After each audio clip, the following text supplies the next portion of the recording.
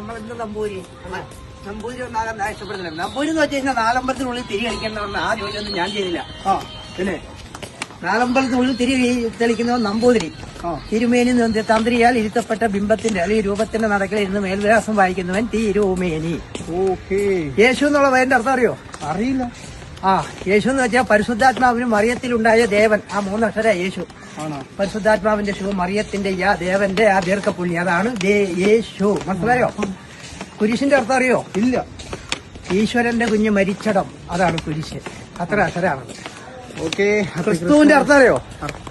ക്രിസ്തുവിന്റെ അർത്ഥം അറിയില്ല. ഔസേപ്പിന്റെ ഇണയിൽ ജെറുസലേമിലെ കാലിത്തൊഴുത്തിൽ ഉണ്ടായവൻ, 6 അക്ഷരം. ഓക്കെ. ഇനി ബൈബിളിന്റെ അർത്ഥം അറിയോ? അതും അറിയില്ല. അതായത് ബൈബിൾ എന്ന് വെച്ചാൽ ദൈവപുത്രനായ ഈശോയെ ബലി നൽകിയ ചരിത്രം ഉൾക്കൊള്ളുന്ന ബുക്ക്. പള്ളിയുടെ അർത്ഥം അറിയില്ലല്ലോ? അറിയില്ല. പ്രാർത്ഥിക്കാനുള്ള ഇടം.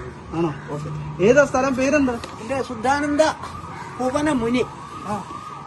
മുനി ആശ്രമത്തിന്റെ ആള്, സന്യാസിമാരല്ല, താപസവുലാണ്.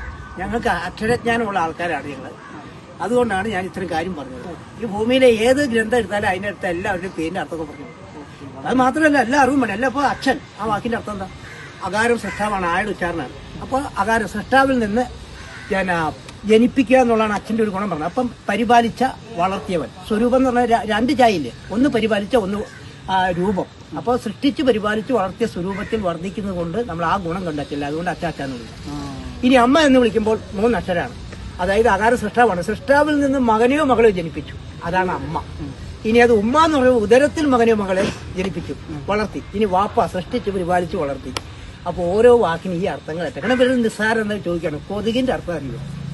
കോന്ന് വെച്ചാൽ കൊമ്പ്, അവസാനം കേന്ന് പറയും, അത് കയറ്റി. താന്ന് വെച്ചാൽ രക്തം. ഊറ്റാന്ന് പറയുമ്പോൾ അത് കൊമ്പ് കയറ്റിട്ട് രക്തം ഊറ്റി, അതാണ് കൊതുക്. അത്രയും ഗുണമാണ് അതിനുള്ളത്. അപ്പൊ ശരി, വീണ്ടും കാണാം.